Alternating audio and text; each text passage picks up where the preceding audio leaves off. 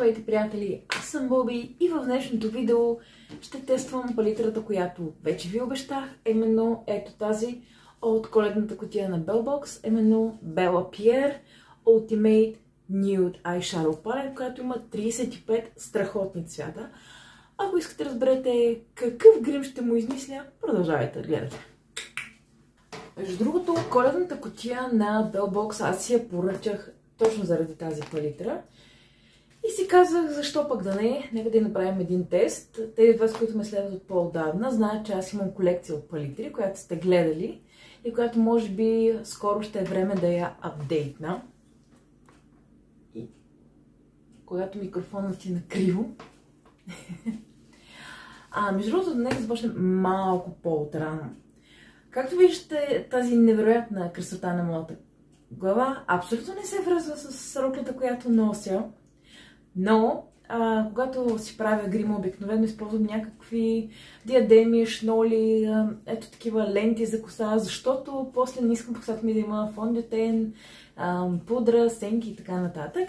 Така че тази шокаритетен вид, заедно с обеците, които поне отиват на роклята, ще го гледате до малко преди края на видеото, където ще видите и цялостната визия, която съм измислила, освен сенки и цялостното лице, така ще изглежда малко по-добре, обещавам ви. Ако пък не, като такова, както се казва. Но стига съм бърборила, нека да ви покажа палитрата и да започваме с нейното тестване. Палитрата изглежда ето така. Ако ви се струва, че се е върнала от бойното поле, това е така, защото аз вече съм пробвала някои от цветовете. Ето както виждате, може да видите огледалото, вече горкото се е изсапало. И аз реших ето тук да залепя този прозрачен филм, който е върху самите цветове, за да мога да си пазя огледалото и по този начин да се предпазват и цветовете. Цветовете на палитрата са супер готини, както можете да видите. И вече сте виждали техни слочове, но ще ви ги пусна само след секунди, за да ги видите отново. На абсолютно всеки ред съм направила слоч и може да видите как изглеждат върху кожата. Като разбира се, това е начинът... Боже, за ме пипнал и вече се оплесках. Това е начинът, по който изглежда върху моята кожа. Върху вашата кожа може да изглежда малко по-различно.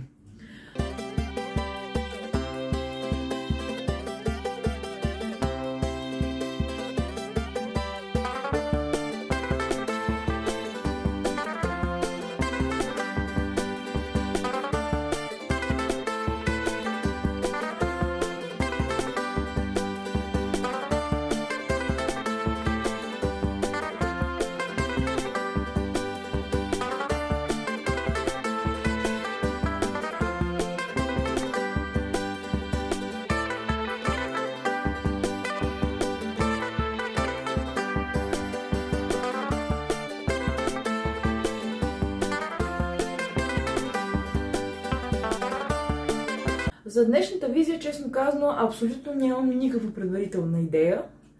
И смятам просто да пробвам какво ще се случи и както вече казахме, каквото такова. Междувременно ще тествам и някои от тези четки. Те не са професионални, разбира се, аз нямам никакви претенции да използвам професионална козметика или четки. Розовите, които виждате, са от Shein и искам да видя как се държат с сенките и дали става за нещо, защото бяха изключително ефтини. И се чудя дали тази достъпна цена отговаря на някакво поне качество. Тези, които виждате по-тъмните, те са ми от AliExpress и вече са се доказали като доста добри четки, като отново много бюджетни. Между другото, ако намеря линк за четките ми от AliExpress, ще ви го оставя някъде в описанието. Но не е сигурно дали ще го намеря. Първото, което вече съм направила, е да си направя нещо като основа за очи, като си я правя както просто го усещам отвътре. Именно слагам малко фондютен, ето с такива малки гъбички използвам да го нанеса на клепачите, след което запечатвам с пудра за лице, матираща, и това е моята подготовка на клепачите, тъй като някои по-силни цветове от сенките могат да оставят и следи след премахването, ако нямате някакъв вид основа. Разбира се, има си основа за сенки, която може да си вземете, ако вие харесвате такива продукти или използвате често. Но тъй като аз не се гримирам често с сенки, освен ако не излизам някъде или не снимам нещо, не смятам, че ми е необходима, просто е така да си стои и да не се ползва и срока и на годност, просто штрак и да си минава. Та, нека сега да видим какво ще измисля. И междувременно това ще е нещо като Get Ready With Me. Ще се питам да ви говоря някакви неща, свързани с канала. Тъй като напоследък имам някои доста добри идеи, но все не се наканвам да седна да снимам.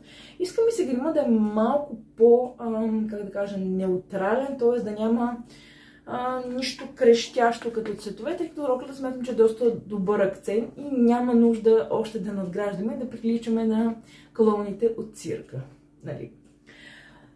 Бих заложила, може би, само на един цветови акцент. Нещо розово или светло-виолетово. Нека сега видим какво ще измисля. Първо ще използвам ето този цвят тук горе. Между другото нещо, което искам да добавя. Теста ми на палитрата до момента показва, че цветовете доста се прашат, което не ми харесва особено. Но такова прашение съм виждала и с палитри на други марки, като на Revolution. Още една имах на Bella Pierre, която също го правеше това нещо. Това не е фатално. Просто не е много приятно. Сега не е болказониране, както се казва, можем и да го преживеем. Друго, което ми направи впечатление относно тази палитра е, че цветовете се нанасят много добре. Извинете. Както казах, цветовете се нанасят много добре и не съм никакви проблеми от сорта да бъдат на петна, простния пачи ефект. Което си е наистина супер. Аз за тук съм пробвала една визия с тези сенки и си мислих да кача пост в Инстаграм, но след това видях един коментар под видеото, даже някъде на екрана мисля, че ще ви го покажа, който гласеше: чакаме ревюто на палитрата, и аз бях такава: окей, тогава няма да е в... Реално мислях да направя ревю на палитрата в Инстаграм, но си казах, щом има хора, които чакат, да направя ревю в YouTube. Редно е да ги уважа, защото това си хората, които подкрепят мен и канала и следят доста често видеята. Какво ми прави впечатление напоследък във връзка с YouTube? Последните 3 видеа, които съм качила в канала, това за Primark, кутията на Bellbox и влога от Лондон. Особено тези без влога, YouTube доста ги придвижваше, което за мен беше доста неочаквано. Мисля, дори ги препоръчваше на много хора. Nice. Да, имат повече гледания, отколкото съм очаквала, честно казано. Така че една приятна изненада от страна на YouTube за мен. Аз вече тръгнах да слагам втори цвят, само да видя дали ще се получи това, което съм замислила. Ще ви покажа кой е той. Опитвам се да затъмня. Вижте, приятели, аз нямам претенции на бюти гуру или на професионален гримьор. И понякога даже и аз не знам какво правя и как се случват нещата. Но се опитвам да правя някакви неща. Така че, моля, не ме критикувайте много. Опитвам се. И както ви казах, накрая поредеше каквото такова. Следващия след който използвах е ето този до предния, който вече ви показах. Опитвам се малко да затъмня. Накрая ще ми се наложи да използвам и малко мокра кърпичка, за да мога да направя по-ясни линиите на сенките. В момента, между другото, вижте ето това, за какво говоря въпросното ронене. Има от нещата, които не ми харесват за тези сенки. Тук вече даже виждам грешката си. Ще се питам малко с пръст да си помогна. Това е, че цветовете, които съм избрала, това по-светлия този до него, са твърде близки като нюанси. И даже по носа имам вече от тези сенки. Боже, ужас. Може би заради това няма да ми се получи много. Да се затъмни. Мисля да използвам един по-вау. Леле. И сега ще ви покажа нещо, което също много неприятно. Това е прекалено ронене. Аз ще питам с този цвят малко да добавя като затъмнение. Но съвсем леко, защото гледам колко е пигментиран. Не ми се иска да сложа много от него.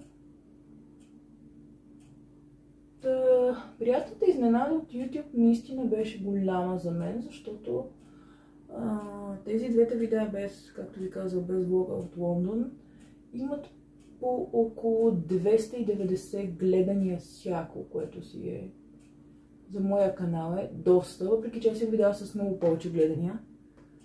Но предвид, че не съм качвала редовно, боже, това, което се получи, не знам. Добре, до някъде ми харесва, сега няма да си крива душата.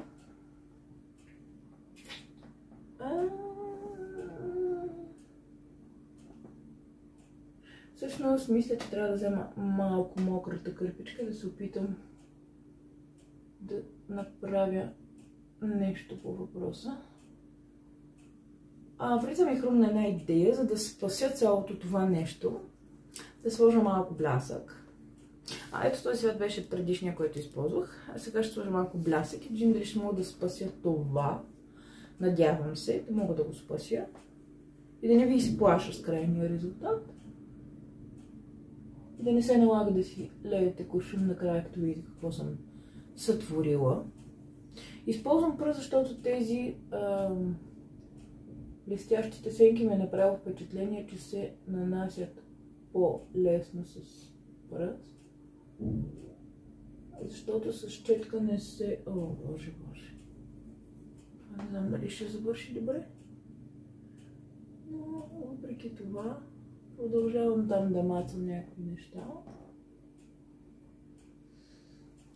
Ще се опитам да спася положението, но нищо не се знае в крайна сметка. Какво ще излезе?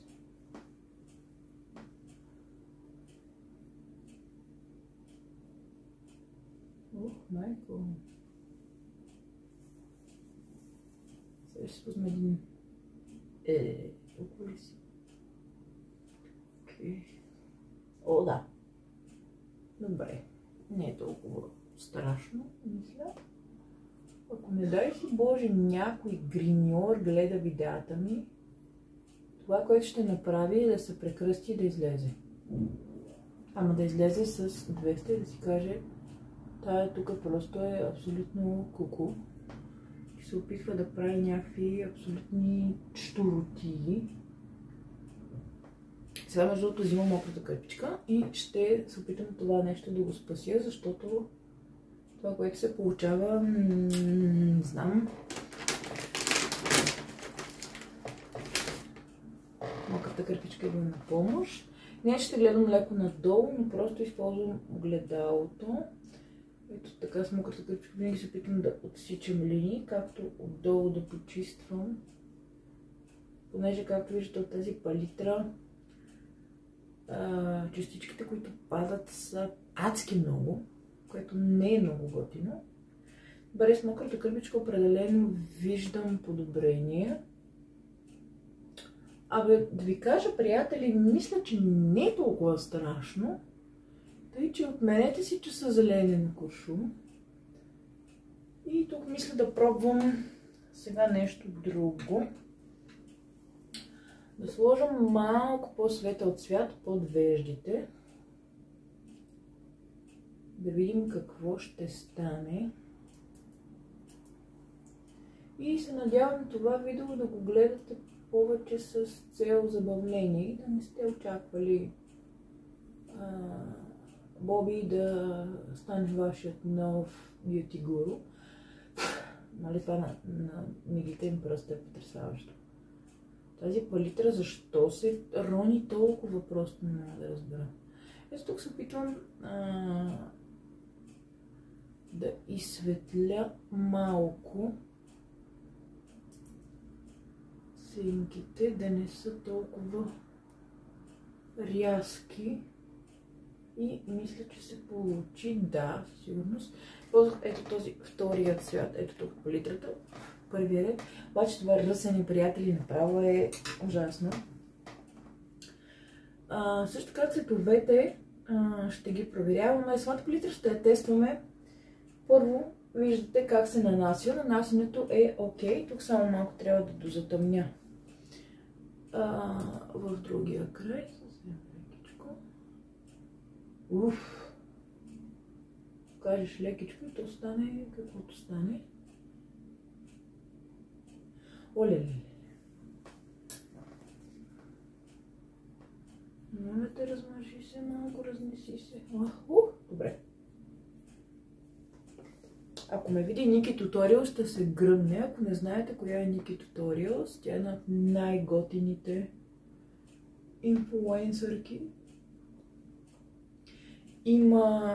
Тя е бюти гуру, има собствена серия козметика, казва се Нимия и е наистина страхотно, прави уникални гримове, но тя е наистина добра. Не е някаква си аматьорка, каквато в момента виждате на вашите екрани. Между другото, сега ще използвам добре, ако потруша нещо, няма да е моя видео, вие сте свикнали. Ето такава четка с тези накрайници, които вече сте виждали в 1 милион непрофесионални палитри. Искам да използвам нещо за ъгълчето на окото, да вкараме малко блясък и да го завършим това фиаско по един, така да кажем, допустим начин, с което да не втрещим целия свят. Използвам ето този първият цвят на първия ред. Да видим какво ще се получи. Приятели, знаете ли, когато се гримирам сама пред огледалото, без включена камера, абсолютно в 90% от случаите грима ми се получава. Когато седна да снимам видео, в което се гримирам, най-малко очната линия ще ми се прецака. Вие това сте го виждали вече милион пъти поне.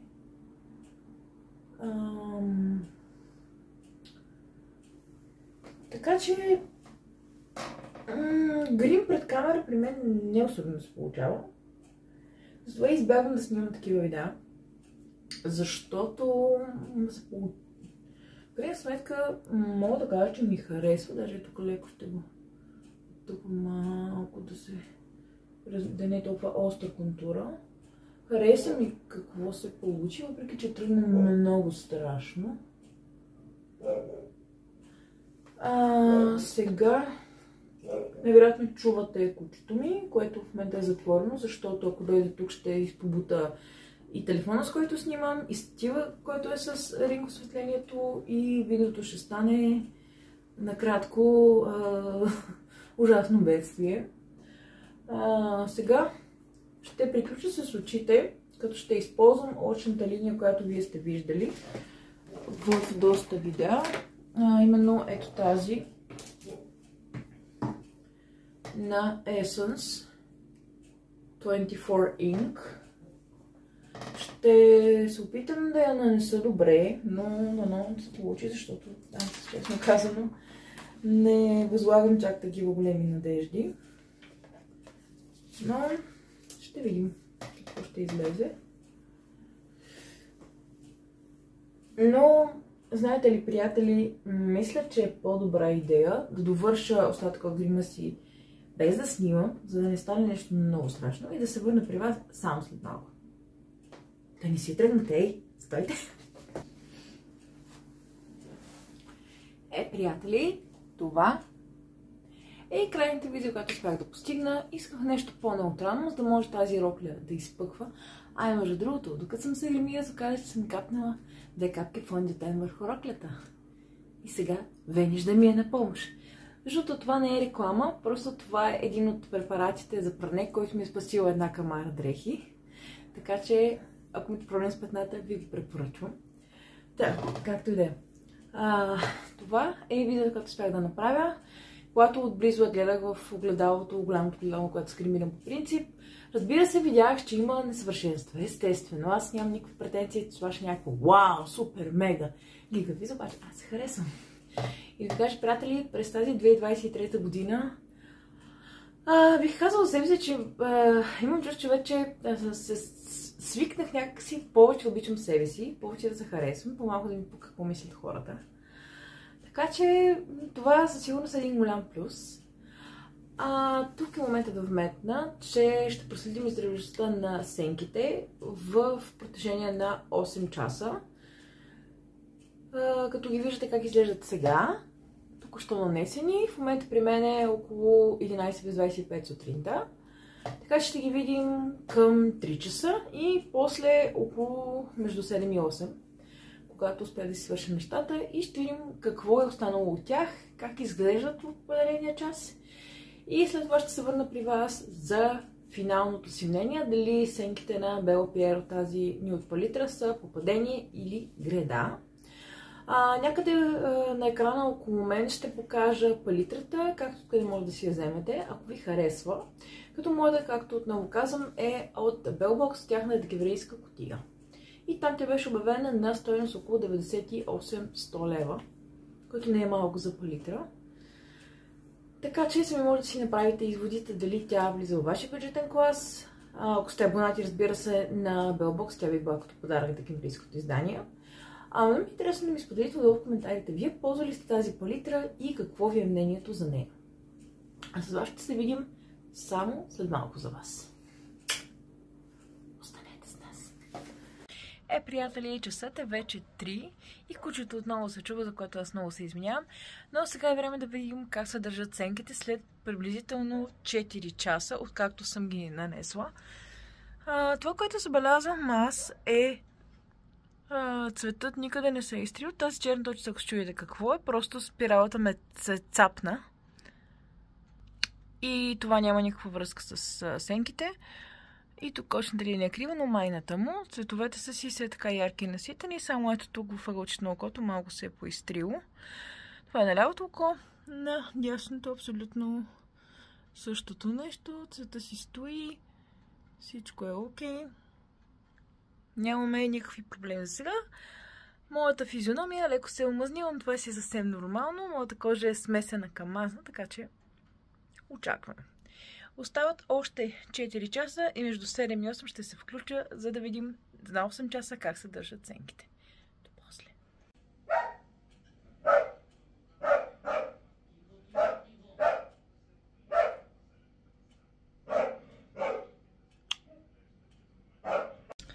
Здравейте, приятели! Време е да кажа и финалната си оценка за палитрата на Bella Pierre с Nude цветовете, която гледахте до момента. Нека да започнем с негативите, защото ще има и позитиви със сигурност. Както вече чухте няколко пъти в видеото да казвам, палитрата се рони доста, което за мен е малко неприятно, но какво да се прави? Трябва по-честичко да си я почиствате и също така препоръчвам да нанасяте първо грима на очите, след това да изтупате остатъка от сенките и чак тогава да преминавате към останалата част от лицето, защото иначе после ще е малко неприятно почистването на сенките. Друг минус на сенките, аз реално не се сещам. При моя тест не установих друг минус. Между другото, заснех моменти, които вече сте видяли със сигурност, как изглежда сенките след 4 часа и след повече от 8 часа. И със сигурност мога да ви ги похваля вече след около между 8 и 10 час. Ето тук на сгъвката на клепача се появи една като линийка, където леко се бяха изтрили цветовете от непрестанното мигане, защото все пак ние сме хора и мигаме. Просто не е реално да не се изтрият след толкова много часове. Но като цяло съм много доволна от тези сенки. Със сигурност ви ги препоръчвам. И на мен ми е интересно отдолу в коментарите да ми споделите вие дали сте ползвали тази палитра или някоя друга на Bella Pierre и какво е вашето мнение за палитрата. Друг плюс за мен, който всъщност ако не сте си взели кутията на Bellbox, едва ли ще го имате, че палитрата ми излезе направо като подарък, тъй като на индивидуално за купуване на палитрата. Цената е около 100 лева. Аз взех с палитра с кутията на Белбокс от декември и ми излезе буквално 25 лева за палитрата и още 4 продукта, което беше направо страхотно. И както казах, аз именно по тази причина поръчах палитрата. Много ми харесват цветовете, разнасят се добре, смесват се добре, изглеждат страхотно, както и на слочовете, ето тук на ръцете, които вече сте видяли в видеото, така и върху клепачите. И аз имам време да продължавам да си я използвам палитра, тъй като много я харесвам. И един голям плюс е, че е картонена и че има огледало. Приятели, това беше всичко за днешното видео. Надявам се то да ви е харесало, също така да е било поне до някаква степен информативно и полезно за вас. Ако е така, можете да харесате видеото ето тук долу. Ако харесвате мен, както и съдържанието, което правя за канала си, ви каня да се абонирате.